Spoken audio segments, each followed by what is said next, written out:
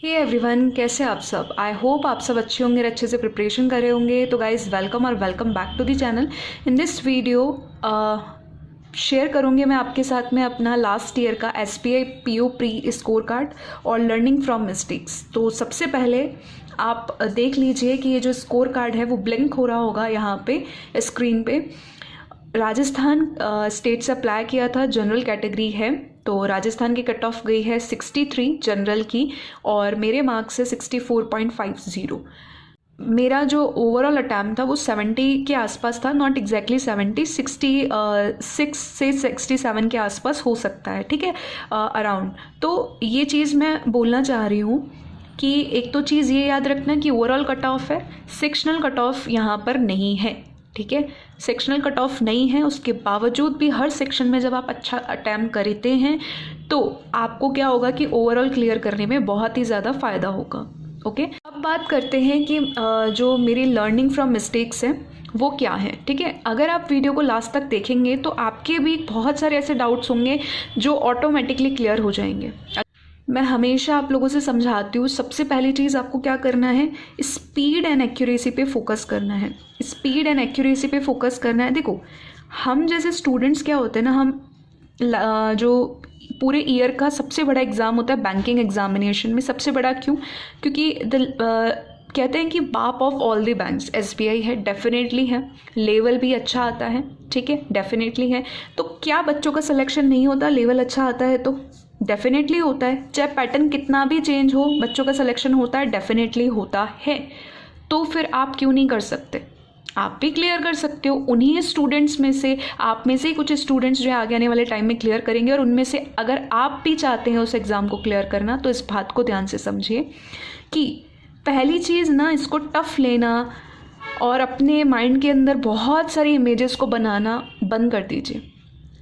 आप इसको इस तरीके से लीजिए कि ये ना थोड़ा सा लेवल अप है। तो क्या हुआ, अगर हम दिन रात मेहनत करे हैं, प्री तक पहुँचे हैं, पूरा प्रिपरेशन किया है, तो प्री क्वालिफाई होगा, मेंस तक जाएंगे, मेंस भी क्लियर करेंगे, इंटरव्यू करेंगे, सारी चीज़ें होंगी। उसको विजुअलाइज कीजिए अपने माइंड के अंदर, कि आपके माइंड के अंदर इमेज बननी चाहिए सबसे पहली चीज़ कि ऐसा जो है कि आप अपने आप को एक डेस्क पर देख रहे हो, ठीक है, आप एक बैंकर के रूप में अपने आप को देख रहे हो। जब ये चीज़ें बनने लगेंगी ना, ऑटोमेटिकली नेगेटिविटी हट जाएगी, आपको एक एनर्जी आ जाएगी काम करने की, है ना। तो सबसे पहले इसको टफ समझना बंद कर दीजिए, अपने माइंड को पॉजिटिविटी की तरफ स्विच कर दीजिए। जब आपका पैनिकनेस नहीं रहेगा, खुद से कंट्रोल कर लेंगे, कॉन्फिडेंट रहेंगे, तो स्पीड एक्यूरेसी बना रहेगा। आई होप कि आप अपनी इस जर्नी से भी ये चीज़ सीखे होंगे, ठीक है। मॉक के टाइम पे बहुत ज़्यादा पेशेंस जो है चाहिए होता है। तो हमेशा यही मैं कहती हूँ कि चाहे कुछ भी हो, कोई कुछ भी कह रहा हो, कोई कुछ भी कर रहा हो, सिर्फ और सिर्फ अपने आप में फेथ रखिए, और जो भी आपने प्रिपरेशन करी है ना, उसका आपको 100% यूटिलाइज करना है, आपको बेस्ट देना है। अगर आपका एक्यूरेसी बहुत अच्छा है ना, डेफिनेटली आपका निकल जाएगा, है ना। और इतना तो फेथ खुद के ऊपर होना ही चाहिए कि चाहे अगले बंदे ने 70 किए हों और आपने 60 किए हों, बावजूद इसके आपका एग्ज़ाम निकलेगा, ठीक है। ये जस्ट एक एग्जाम्पल था। अपनी लिमिटेशंस को हम खुद सेट करते हैं कि नहीं यार, एग्ज़ाम तो बहुत टफ था, 65 से ज़्यादा नहीं कर सकते थे। मैं मानती हूँ कि एक बाउंड्री आ जाता है, लेकिन बावजूद उसके उसी एग्ज़ाम में कहीं स्टूडेंट्स के 70+75 तक भी मार्क्स आ जाते हैं। कैसे आते हैं?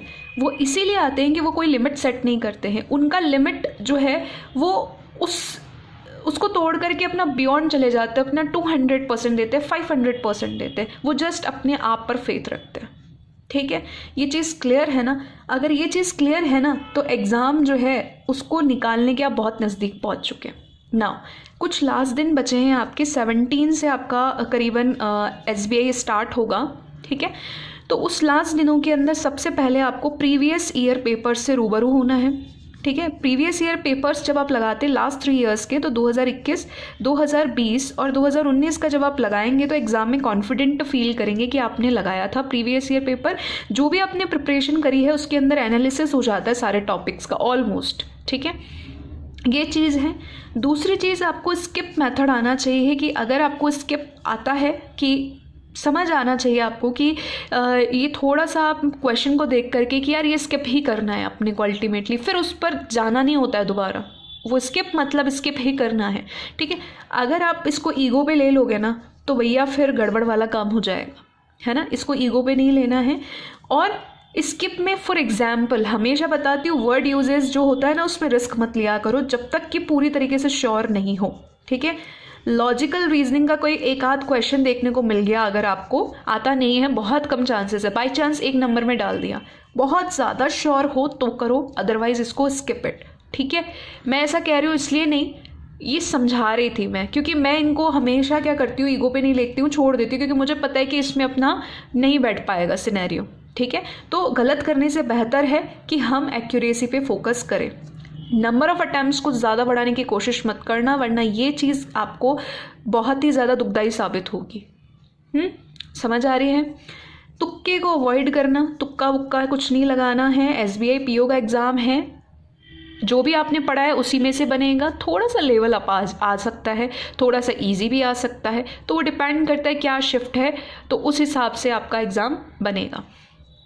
बस तुक्का मत लगाना, ठीक है, ये चीज़ थोड़ा ध्यान रखना। और हाँ, अब अगर हम बात करते हैं स्पेशली इंग्लिश वालों के लिए, मैं बोल रही हूँ आपको, ठीक है, इंग्लिश वालों के लिए, कि इंग्लिश में हम, ठीक है, 2 ऑप्शंस में फंस गए, फिर हम सोचते नहीं यार मीनिंग तो पढ़ा था, अब दिल पे आ गई बात, नहीं कोई एक तो लगा ही देते हैं, तो ये तुक्का ही नहीं है, तुक्का नहीं है तो और क्या है। इस तरीके से आपका अगर गलत भी तो हो सकता है ना। तो बहुत ज़्यादा अगर आप 100% श्योर है तो कीजिए, अदरवाइज छोड़ दीजिए, ओके।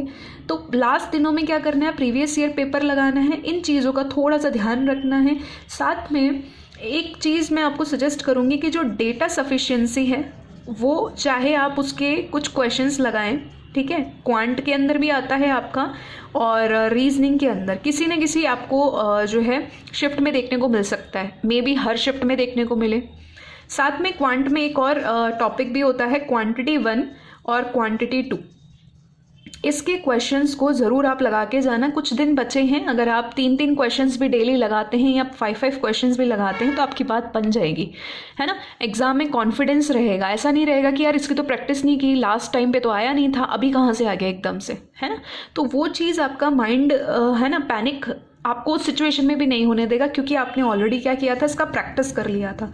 और बच्चों के कंपैरिजन में आप बहुत ज़्यादा, है ना, कॉन्फिडेंट फील करेंगे। ये अपने पर्सनल एक्सपीरियंस से मैं बता रही हूँ। जो चीज़ आपको पैनिक कर सकती है ना, उससे मैं बचाने की आपको कोशिश पूरी कर रही हूँ, क्योंकि फिर देखो एग्जाम में अगर पैनिक हो गए ना और कंट्रोल नहीं कर पाए, अपने माइंड को स्विच नहीं कर पाए पॉजिटिविटी की तरफ, तो भैया फिर खेल बिगड़ सकता है ना। ये चीज़ थोड़ा सा ध्यान रखना है आपको। ज़्यादा से ज़्यादा जो भी आपने मॉक दिए हैं ना, उनको रिविज़न कीजिए। देखो अगर आपने 20 मॉक दे दिए, मैं तो बता रही हूँ, अगर आपने 15 भी मॉक दिए, 15 से 20, ये तो बहुत ज़्यादा बता दिया मैं जस्ट एक एग्जाम्पल ले रही हूँ, ठीक है। और उनका अगर आपने एनालिसिस नहीं किया, उनको वोकैब जो निकली उसको लर्न नहीं किया, क्वेश्चंस जो आपसे हुए नहीं थे उनको अगर आपने नहीं देखा, तो फिर ये करने का कोई मतलब नहीं है। फिर मैं कहूँगी एग्ज़ाम देने मत जाओ। बहुत कड़वी बात बोल रही हूँ लेकिन सच है, मत जाना एग्ज़ाम देने, है ना। ऐसे क्लियर नहीं होगा एग्ज़ाम। लेकिन अगर आपने 5 मॉक्स भी दिए हैं, 7 मॉक्स भी दिए हैं, इवन 10 भी दिए हैं, और आपने बहुत अच्छे से रिवीजन कर लिया, उसका कम से कम 2 बार तो कर ही लिया, तो डेफिनेटली आपका वो चीज़ 100% आपको ना बहुत हिम्मत देगा एग्ज़ाम के अंदर। समझो इस बात को। इसलिए रिवीजन करो, अभी भी कुछ नहीं बिगड़ा है, टाइम है हमारे पास में। हद से ज़्यादा मॉक देते ही चले जाते हैं हम, है ना, यही गलती करते हैं। लेकिन क्या करते हैं, रिवीजन नहीं करते। नहीं, लास्ट टाइम पे प्रेशर तो रखना है, प्रेशर आता है, लेकिन उसको कंट्रोल करना भी आपको आना चाहिए, है ना। तो वो थोड़ी सी समझिए। इसके लिए हमने क्या किया, रिविजन भी कर रहे हैं, साथ में प्रीवियस ईयर पेपर भी लगा रहे हैं। तो इनके लिए कि एक तरीके की जो टू डू लिस्ट है, डेली टू डू लिस्ट में शेयर करती हूँ, छोटी सी इन्फॉर्मेशन दे रही हूँ टेलीग्राम पे। अगर आपने अभी तक टेलीग्राम और व्हाट्सएप ग्रुप को ज्वाइन नहीं किया है तो लिंक आपको डिस्क्रिप्शन में मिलेगा। व्हाट्सएप ग्रुप को आप जो है वो टेलीग्राम के थ्रू ज्वाइन कर सकते हैं, लिंक आपको टेलीग्राम में मिल जाएगा, है ना। तो टू डू लिस्ट से क्या होता है कि हमें कॉन्फिडेंस मिलता है, साथ में हम एक प्रॉपर वे में काम कर सकते हैं।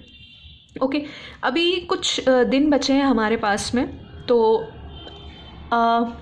मेंस के लिए, ठीक है।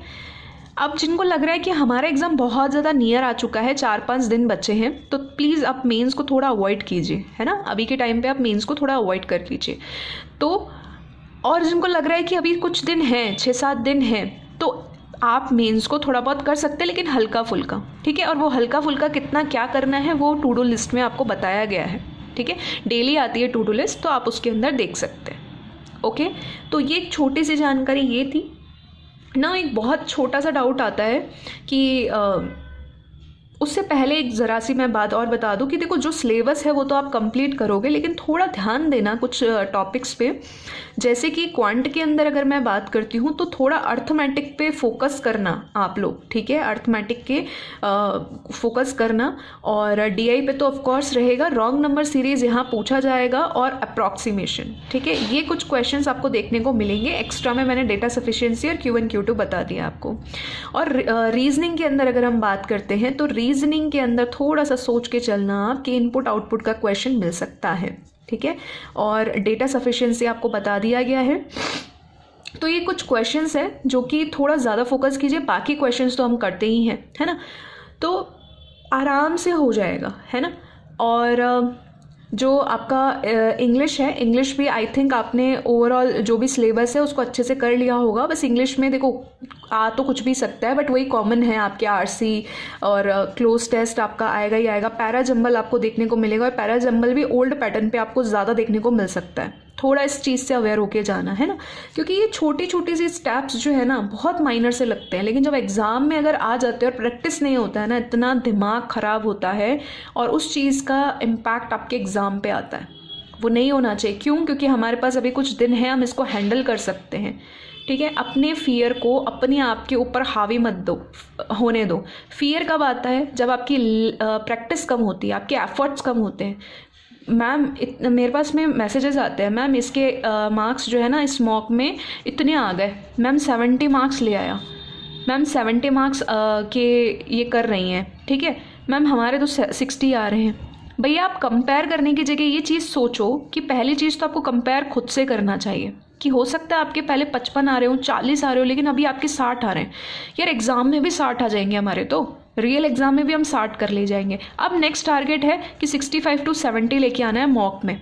इतना पुश करो। कैसे होगा? एनालिसिस से होगा, रिविजन से होगा। फिर भी बच्चा इतना समझाने के बाद भी किसी और से कंपेयर करता है, तो उस केस में क्या होता है कि वो आपका जो डर है कि कहीं मैं क्लियर नहीं कर पाया तो उस केस में आपको क्या है, आपका डर आपके ऊपर हावी हो रहा है। उसको कंट्रोल कीजिए। कंट्रोल करने के लिए वो क्या मांगता है आपसे?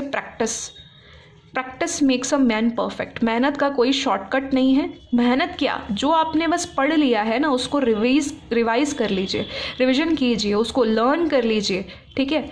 That's it. बता रही हूँ मैं, ये चीज़, ये डर ख़त्म हो जाएगा। एंजाइटी, ये पैनिकनेस, ये एग्ज़ाम क्लियर होगा नहीं होगा इसका डर सब खत्म हो जाएगा। कंपैरिजन ही खत्म हो जाएगा भैया। आपको अलग से अपनी एक सीट दिखाई देगी इतनी सारी वैकेंसीज़ के अंदर कि भैया इस पे तो हम विजुअलाइज होने लगेगी कि हम बैठे हैं यहाँ पे, हम SBAP ऑलरेडी बन चुके हैं। पहले आपके माइंड में बनता है, उसके बाद में आप रियलिटी में उसको लेकर के आते हो। हमेशा याद रखना ये बात। पहले आपके माइंड में कोई चीज़ सेट होती है, वो 100% प्लान बन जाता है, तब जाकर आप किसी पे काम करते हो। अगर ड्रीम है आपका, सच में आप चाहते हो कि आपको चाहिए वो चीज़, तो ये काम आपको करना पड़ेगा। ओके, ये चीज़ आपको करनी पड़ेगी, ठीक है। अब एक चीज़ यही बताना चाह रही थी लास्ट में कि अभी मैंने बताया आपको कि मेरे मार्क्स जो हैं वो 64.50 के आसपास है, और मेरे अटैम्प्ट्स कुछ इस तरीके से रहे होंगे। तो डेफिनेटली कुछ गलत भी हुए होंगे और कुछ नॉर्मलाइजेशन में ऊपर नीचे भी हुआ होगा, ठीक है। क्योंकि इंडिविजुअल सेक्शन की तो कट ऑफ आती ही नहीं है, तो हम उससे आइडेंटिफाई कर पाएँ, ऐसा तो होता नहीं है। कोई दिक्कत नहीं है ना। तो मैं ये भी नहीं कह रही हूँ कि मेरे गलत नहीं होंगे, हो सकता है कहीं गलत हुए हों, तो थोड़ा ध्यान रखना। देखो रीजनिंग और क्वांट के अंदर हम बहुत श्योर होते हैं कि हमारे यही आंसर आएगा, तो इस पे थोड़ा ज़्यादा फोकस रखना। लेकिन इंग्लिश में ये चीज़ बोलूँगी मैं कि आपको थोड़ा ज़्यादा एक्यूरेसी पे फोकस करना पड़ेगा, और जितना आपसे अटैम्प्ट हो रहा है ना ईमानदारी से उतना ही करना, है ना। तो बस ये कहूँगी, क्योंकि अगर तीनों में बैलेंस बनाओगे तभी आप ओवरऑल को क्लियर कर पाओगे। तो अब 1 मार्क्स जो होते हैं ना, ये 1 मार्क्स जो मेरा 1.5 से क्लियर हुआ है, ये 0.5, ये 2.25, ये 1 मार्क्स, ये बहुत इंपॉर्टेंट है एग्ज़ाम को क्लियर करने के लिए, ठीक है। अब कई लोग कुछ भी सोच सकते हैं इसको कि बाय लक हो गया, ये हो गया, वो हो गया, लेकिन कुछ भी हुआ हो, ठीक है, एग्ज़ाम क्लियर हुआ है, ये इम्पोर्टेंस रखता है। एग्ज़ाम क्लियर हुआ है, मेंस में बच्चा बैठेगा, इंटरव्यू में बच्चा बैठेगा। एग्ज़ाम क्लियर चाहे 1 मार्क से भी नहीं होता है, थोड़ा सा भी रह जाता है 0.5 से, तो वो आउट है लिस्ट से, ठीक है। तो चाहे आपका 1 मार्क से क्लियर हुआ हो, लेकिन ध्यान रखना something is always better than nothing. कुछ ना होने से कुछ होना बेहतर है। तो ये 1 मार्क्स 2 मार्क्स और इनके पीछे आप पड़े रहते हो ना कि यार इससे क्या होगा, इससे बहुत कुछ होगा। इसलिए हमेशा इस चीज़ को, इस फॉर्मूले को समझिए, है ना, ये चीज़ है। अब जो ऑलमोस्ट मुझे आपको बताना था वो यही बात बतानी थी। अगर आपने इन चीज़ों पे थोड़ा सा काम कर लिया ना, डेफिनेटली आपका पार है ना। बहुत पॉजिटिव अपने आप को रखना पड़ेगा, अपने आप को मोटिवेट करती रहिए। कोई भी छोटी छोटी चीज़ों से ना आप मोटिवेट कीजिए खुद को। सपोज़ आपने कोई टारगेट बनाया था और उस टारगेट को आपने आज पूरा कर लिया, या उससे भी बेहतर आपने अच्छा किया, अपने आप को शाबाशी दो, अपने आप को खुद से मोटिवेट करो। जब लगे कि डाउनफॉल हो रहा है या फिर माइंड के अंदर बहुत ही ज़्यादा स्ट्रेस चल रहा है आपके, तो उसी अचीवमेंट को याद करो। छोटी छोटी सी अचीवमेंट एक दिन आपकी बड़ी अचीवमेंट बन जाएगी, और फिर उसके बाद तो कोई टेंशन ही नहीं है, फिर लगातार बस बढ़ते ही रहना है हमें आगे। समझ आ रही है? तो चीज़ और कर लीजिएगा प्रीवियस ईयर पेपर्स के साथ में कि एक ऑल टाइप DI होता है, ठीक है, प्री के लिए, और ऑल टाइप पजल, ओके। ये रिवीजन वीडियो होता है, रिवीजन के लिए आप इसको यूज़ कर सकते हैं। तो ये आपको मिल जाएगा, मैं सजेस्ट करूँगी गाइडली की साइट पे। तो ये एक वीडियो अभी भी लेटेस्ट वीडियो उनके जो प्लेलिस्ट है उसमें अपडेटेड होंगे, तो आप वहाँ से ज़रूर देख लेना। तो इससे होगा क्या, एक बार ऑल टाइप DI का क्या होगा, एक बार में आप रिवीजन कर लोगे लास्ट कुछ दिनों में, तो उससे भी काफ़ी अच्छा आपका प्रैक्टिस में निखार आ जाएगा। तो ये चीज़ भी आप ट्राई ज़रूर कर लेना, ठीक है, बहुत हेल्पफुल रहेगी। सारी चीज़ें मैं बता रही हूँ अपने एक्सपीरियंस से, अपनी मिस्टेक्स जो सीखी हैं, कुछ रिसर्च की हैं, कुछ जो बदलाव किए हैं, ताकि आप ना दोहराएं इसको। इन्फॉर्मेटिव लगी हो तो हिट द लाइक बटन, ज़्यादा से ज़्यादा आपको शेयर करना है ये चीज़ें। Subscribe this channel and till then take care, bye bye, all the best. अच्छे से एग्ज़ाम करेंगे, मैं आप सब पे बिलीव करती हूँ, और पॉजिटिव वाइब्स मैं आपको सेंड कर रही हूँ सभी लोगों को। बस आप कंसिस्टेंट रहिए, फेथ रखिए, किसी भी सिचुएशन से घबराना नहीं है, हिम्मत के साथ सामना करना है, एंड थोड़ा मेडिटेट करना एग्ज़ाम से पहले, ठीक है। तो 5-7 मिनट का जो मेडिटेशन होता है, या 5-7 मिनट नहीं कर पाते हो, है ना, तो आप 2 मिनट भी कर सकते हो। तो 2 मिनट अगर आप मेडिटेट करके एग्ज़ाम करोगे तो बहुत अच्छा होगा। ये आदत आप मॉक से ही डाल लीजिए। अटैम्प्ट कैसे करना है आपको एग्ज़ाम को, तो उसका स्ट्रेटजी मैंने ऑलरेडी पहले किसी एग्ज़ाम के लिए बता रखा है, आई थिंक IBPS क्लर्क या IBPS PO के लिए बता रखा है, तो मैं उसका लिंक आपको डिस्क्रिप्शन में डाल दूँगी। तो हर एग्ज़ाम का अप्रोच सेम ही रहता है, बस लेवल बदलता रहता है। तो उस अप्रोच को जानना चाहते हैं तो उस वीडियो को आप वहाँ से देख सकते हैं, ओके। वो तरीका भी बेस्ट है किसी भी एग्ज़ाम को अटैम्प्ट करने का, ओके। अब कोई भी नई चीज़ हमको अप्लाई नहीं करनी है, कोई भी नए कंसेप्ट पे हमें नहीं जाना है। इस वीडियो पे, उस वीडियो पे, ऐसी चीज़ वैसी चीज़, नेगेटिविटी से दूर रहना है, अपने सोर्सेज को लिमिटेड रखते हुए रिवीजन पे फोकस करना है, एंड हर रोज़ यही बोलना है कि हम तो SBI PO बनकर ही रहेंगे, और इवन बन ही चुके हैं। तो वो चीज़ ऑटोमेटिकली आपके पास एक दिन लौट के आ जाएगी और आप SBI PO बन चुके होंगे, ठीक है। तो चलिए, इसी विशेष के साथ में ऑल द बेस्ट, एंड अपना ध्यान रखिए, okay, bye bye, take care.